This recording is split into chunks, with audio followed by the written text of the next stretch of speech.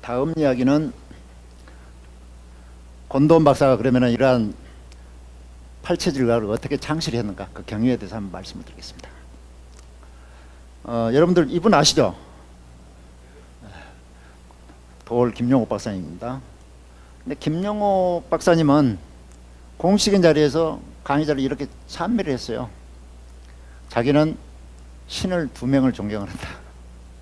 하나는 살아있는 신이고 하나는 죽은 신이다. 한 분은 모차르트요, 한 분은 권도원 선생님이다 했습니다. 권도원 선생님이 누구냐? 했더니 살아있는 신을이에요.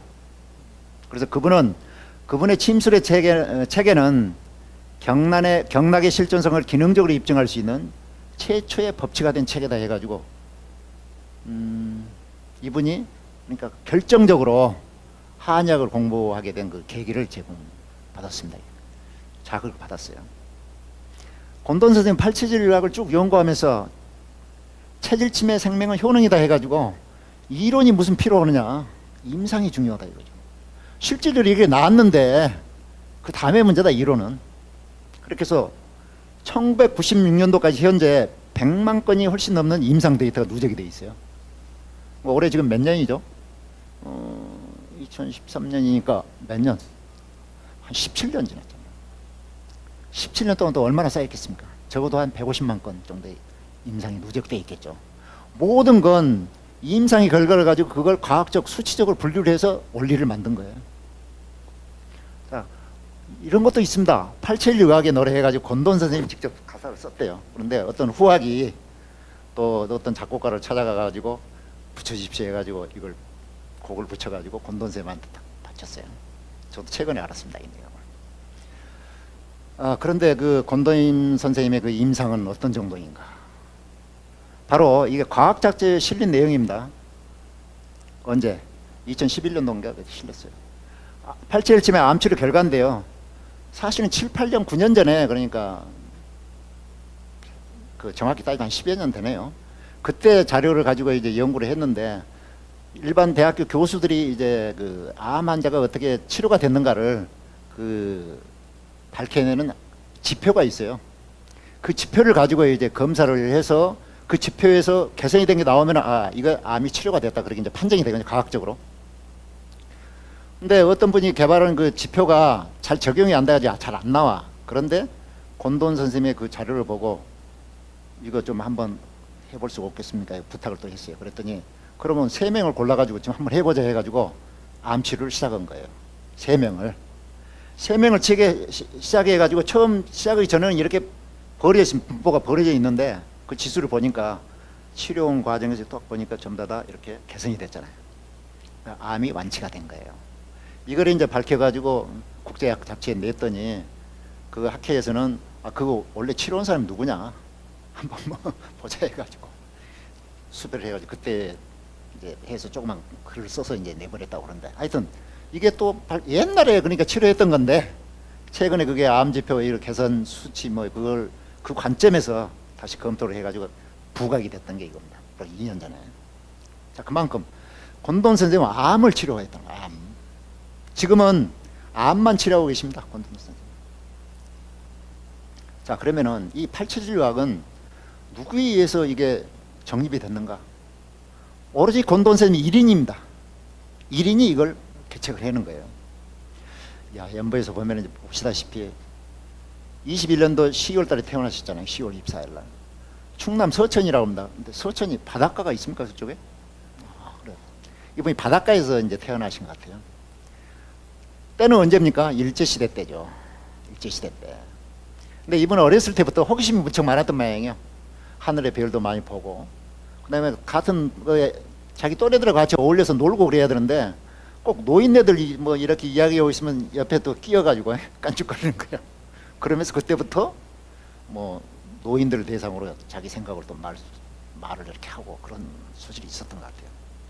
어쨌든 간에 이분은 제가 볼 때는 천재입니다.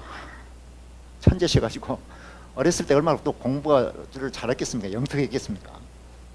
그래서 그때 당시 일제시대 때니까 교장 선생님한테 그 눈에 들어가지고, 야, 너는 일본에 가서 공부를 해라. 끝까지 봐주겠다. 근데 또 같은 무렵에 미국 선교서가 나와 있었어요. 선교. 근데 이제 권도원 선생님은 그 이쪽 기독교 쪽에 또 신앙 이쪽에 문제가 있어가지고 미국 쪽을 택했습니다. 그래서 미국에 가서 이제 신학 공부를 해야지 그런 생각을 하고 있었는데, 이분이 어렸을 때부터 꼭 하나의 지병이 있었대요. 꼭 명절 때만 되면은 배탈이 나는 거예요. 다른 사람은 다 괜찮은데. 근데 그걸 처음에는 잘 몰랐어요. 근데 가만히 나중에 보니까 고기를 먹어서 그렇다. 고기를. 그래, 어렸을 때부터 야, 이거 몸이 왜 그런 거 사람마다 틀리는 거구나. 그래서 뭐 그 초등학교 다닐 때부터 그 읍내에 있는 병원에 사원 노릇도 하면서 의사들 환자 치료를 또 보고 책도 많이 봤다고 그럽니다. 그때부터. 그러면서 자기 그 체질을 좀 연구했던 것 같아요. 그렇게 하다가 어떻든 간에 쭉 그 신학의 뜻을 두고 한신대 신과대학까지 진학을 합니다. 석사학위까지 받아요. 그래, 정작 이제 미국으로 떠나려고 했는데 눈병이 딱 나버린 거예요. 눈병이 나가지고 그걸 고쳐야 되는데 뭐 양의사, 한의사 찾아가 침을 다 맞았는데 절대 안 낫는 거예요. 그래가지고 야, 이거 큰일 났다. 이제 볼 수가 없어 거의. 그래가지고 한의사를 찾아가지고 침을 하나 빌렸대요. 침을 하나 빌려가지고 자기 방에 들어가가지고 다 찔러본 겁니다. 찔러봤어요.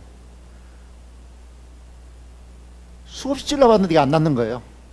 근데 실패 뭐 할 수 없구나 그런 생각하고 있을 정도로까지 갔는데, 마지막에 딱 하나 찔렀는데 눈이 밝아지는 거야.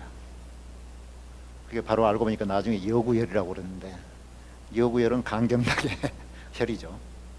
다 뭐 거기 찔러가지고 다 그렇게 낫는 건 아닌데, 그 권도원 선생님은 그랬던 것 같습니다. 어떻든 간에 그래가지고 야, 이거 좀 연구를 해야 되겠다 그렇게 했습니다. 결국은 그 전에 좀 이야기가 생략이 됐는데요. 일제시대 때가 끝나고 그때도 이제 뭐 아까 그 일본으로 가서 공부를 해라 했는데 공부 안 한다고 그랬잖아요. 그러니까 그때 눈밖에 났을 거 아니에요. 그 다음에 또 전체적으로 시대 상황이 일본의 정책에 의해서 미국으로 이주를 미국이 아니고 어디예요? 만주 벌판으로 이주를 시켰잖아요. 그때 가서 또 이제 만주에서 살았어요. 권도원 선생님이. 그때도 자기가 생활하면서 그 추운데 그 여름철에 옷도 뭐 이렇게 두껍게 안 입었는데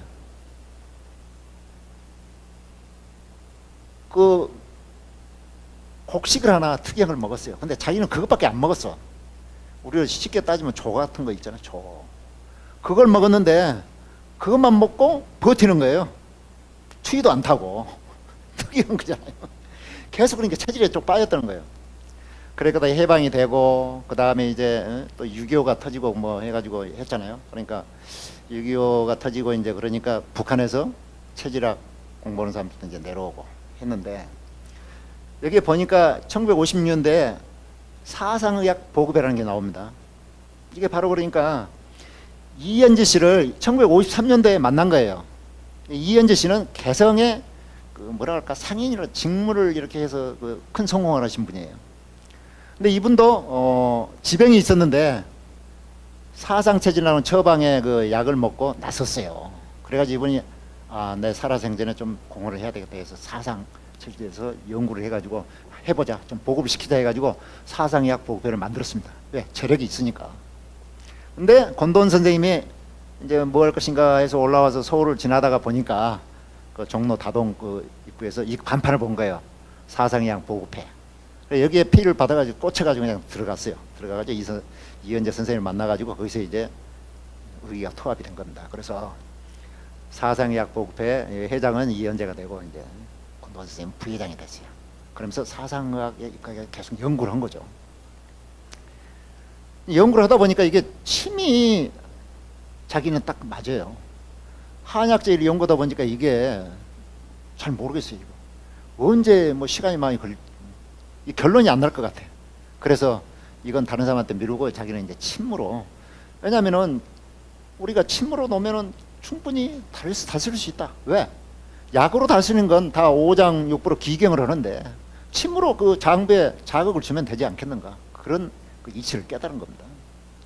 그래서 어떻든 해가지고 그렇게 해서 이제 1962년도에 체질침을 완성을 했어요. 그러니까 사상체질학회 부회장 입장에서 이제 체질침을 완성을 했어요. 그래가지고 국가에서 마지막으로 실시하는 한의사 검정고시로 하는 그 한의사 면역 시험, 이걸 이제 취득을 했습니다. 합격을 했어요.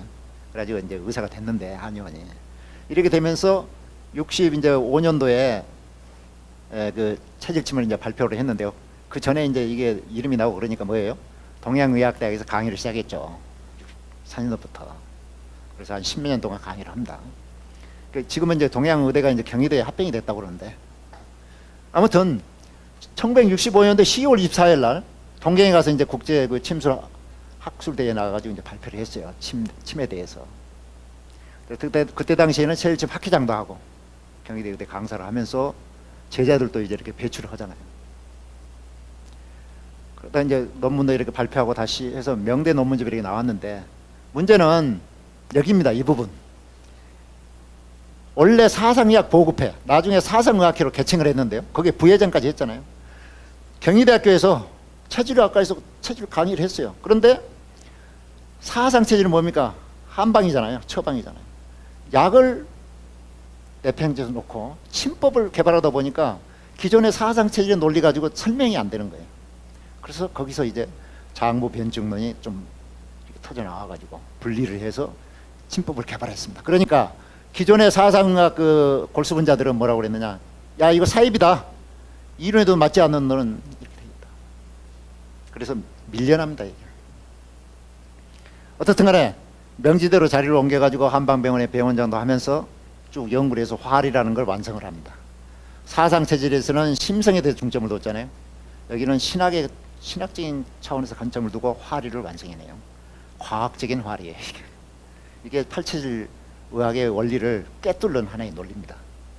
85년도에는 체질의학의 체질분류법에 따른 식품기호도 연구를 해가지고 이화여대 식품영양학과 그쪽 교수라고 같이 공동 연구를 해서 체질식을 완료를 합니다. 세계 최초로 이게 과학적인 방법에서 체질식을 분류한 거예요. 이번엔 나름대로 1980년대에 동태인 암치료재단을 설립합니다. 국가보다 더 빨리 암치료재단을 설립해요. 침으로 치료를 한번 해보는 겁니다. 그래서 이게 이제 2007년대에 여러 가지 공적이 인정돼 가지고 명지대학교에서 철학 박사학위를 받았습니다. 팔체질 의학은 곤돈 1인에 의해서 개발이 된 거예요. 발전이 된 겁니다. 여기는 그러니까 제도권에 밀리면서 온갖 수많은 박해와 멸시 이거 받았잖아요. 그런데 지금 그 팔체질 침법이 임상을 토대로 해가지고 정립이 됐기 때문에 이걸 누구도 부정을 할 수가 없잖아요. 그게 그러니까 지금 잡초가 살아나는 것처럼 명맥을 이어오는 그게 원동력입니다.